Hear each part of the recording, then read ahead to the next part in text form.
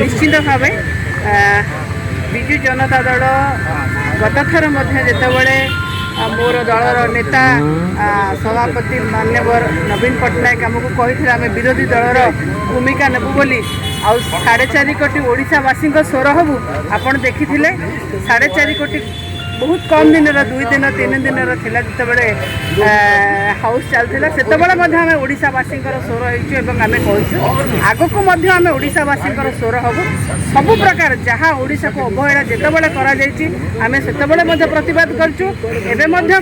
आग को से प्रतिवाद जारी रही जे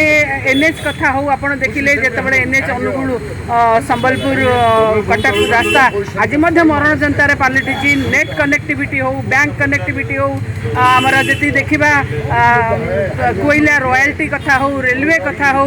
सबु कथा जदि कहवा शिक्षा कथा जदि कहवा जे शिक्षापी आम एकलव्य एवं केंद्रीय विद्यालय डिमांड करूँ और खास करी पुणी थे कहि गोटे महिला हिसाब से जे महिला